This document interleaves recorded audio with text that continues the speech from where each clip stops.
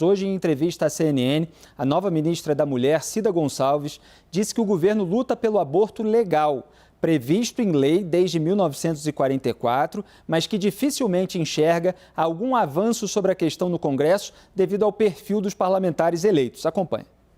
O que nós estamos debatendo são os direitos ao aborto legal, e é importante a gente lembrar que o que está previsto em lei é previsto desde 1944, então não estamos propondo nada novo, né? Nós estamos fazendo um debate sobre aquilo que já é garantido desde 44, é isso que nós temos lutado, né? O que eu tenho comparado é que com esse congresso que nós estamos, possivelmente pouco se avance, muito pelo contrário. Nós vimos aí agora no final do ano a dificuldade que nós tivemos de segurar a questão do Estatuto do Nascituro, né? Então acho que são questões importantes para que a sociedade possa pensar, possa montar estratégia. Vamos ao debate. Yuri, na questão do aborto, a gente tem ali uma previsão legal em vigor no Brasil, risco de morte da mãe, caso de estupro e aborto de fetos anencéfalos.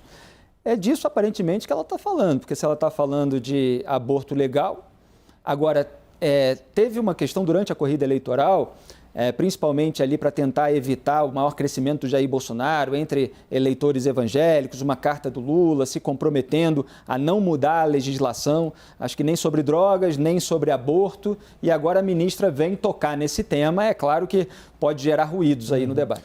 Eu acho que tem 3 pontos que eu acho que vale falar, Felipe. Primeiro, eu acho que é todo como foi feito no debate eleitoral, de como isso já há mais de uma década foi importado para o debate eleitoral brasileiro.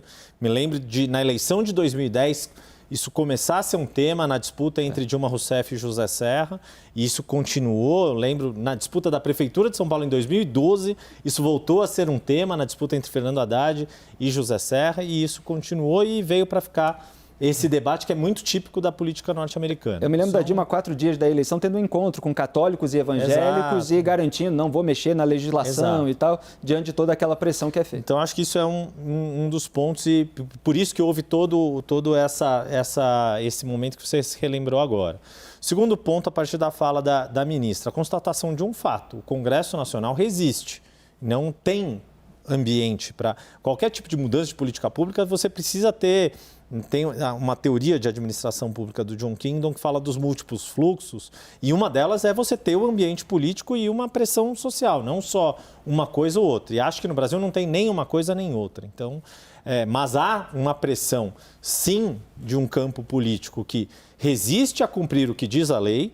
Mais absurdo ainda, a gente viu alguns juízes resistindo a cumprir a lei neste ano, casos de mulheres que tiveram seu direito garantido por lei ao aborto nessas condições que você citou, que estão previstas na lei, tendo dificuldades, tendo obstáculos por parte de autoridades do judiciário e do executivo para conseguir, e do legislativo, para conseguirem exercer o seu direito de cidadãs, de mulheres. Então, existe um debate que teve um retrocesso importante, e acho muito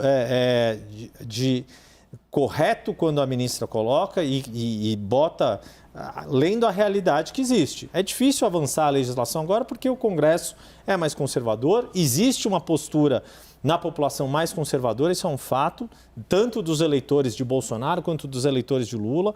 A Quest do Felipe Nunes, que sempre nos ajuda aqui, fez essa pesquisa algumas vezes, mostrando que tanto o eleitorado de um campo quanto do outro resistem à mudança na legislação do aborto. Então, é uma luta inglória nesse sentido.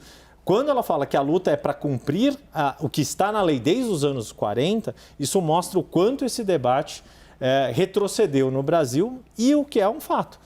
Existem direitos assegurados e que algumas mulheres encontraram dificuldades para se verem cumpridos no país. Janaína falou bastante a respeito disso no debate público. Eu vou ter que pedir desculpas e à discordar. Vontade, a vênia toda devida. Aí com conhecimento da prática, né, que é realmente a minha área. A legislação, ela vem desde 40, ela é a mesma. Só que antes era necessário ter inquérito, ter processo, provar, por exemplo, o estupro para conseguir uma autorização. Até pelo tempo da gravidez isso era inviável. Aí passaram a exigir, isso estou falando lá atrás, a lavratura de boletim de ocorrência, a mesma legislação. entenderam que essa exigência feria a intimidade da mulher. Hoje a mulher chega no serviço de saúde, ela diz que foi violentada e que está grávida, ela é atendida e ela faz o procedimento. Então, para as interrupções previstas em lei, não existe resistência. O que aconteceu recentemente, infelizmente, foi um caso muito pontual de uma criança que estuprada engravidou, né? E essa criança, quando procurou o serviço de saúde, já estava numa fase muito avançada da gravidez. E aí a própria equipe de saúde não recomendou.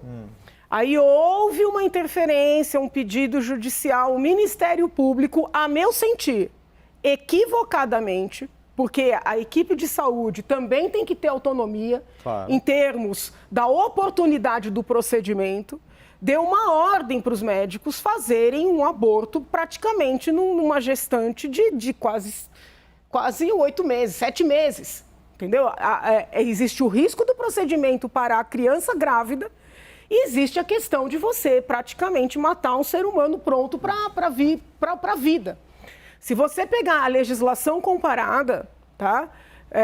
País nenhum concebe uma interrupção de uma gravidez, qualquer que seja a situação, mesmo os países que autorizam, que não requerem um caso, um estupro, um risco, que autorizam o aborto. As legislações não convivem com uma interrupção com 8 meses de gestação, você tem limitação. Então, com todo respeito, eu acho que a ministra, não sei, talvez precisasse olhar essas situações concretas. Para os casos previstos... Eventualmente trazer um relatório. Sim, para os casos previstos em lei, não tem constrangimento. Agora, fora desses casos, realmente, né, daí não pode mesmo fazer a interrupção, você tem situações clandestinas, aí é um outro debate. Tem uma margem ali na lei, Janaína, no caso de estupro, porque está lá essa previsão, mas diz que pode ser em qualquer momento da gestação, porque parece que esse caso, que foi Sim. excepcional, quer dizer, foi estuprado, mas procurou tarde, quando a gestação já estava avançada, gerou um grande debate, até inesperado. Até os legisladores, de repente, não contavam com essa hipótese. Sim, porque assim, é tão absurdo. Olha, presta atenção, até essa mudança de dinâmica prática, de não precisar fazer a investigação, de não precisar fazer o procedimento, é porque você quer possibilitar que a gestante faça rápido. Então, foi muito inusitado, né, esse caso. Tanto é que, a partir desse caso, nós percebemos a necessidade de mudar a legislação para ter uma limitação clara, temporal, entendeu? Hoje o Ministério da Saúde, não digo hoje o governo Lula, hoje o governo Bolsonaro, prevê um limite de 20 semanas, né? Que, sob ponto de vista bioético, já é muito 20 semanas. Nos outros países são 12 semanas, 14 semanas, como limite temporal para essa interrupção prevista em lei. Então, talvez a ministra tenha ficado numa situação desconfortável por querer falar, olha, a gente não está querendo discutir fora dessas situações. Mas hoje não tem resistência para cumprir o que está na lei.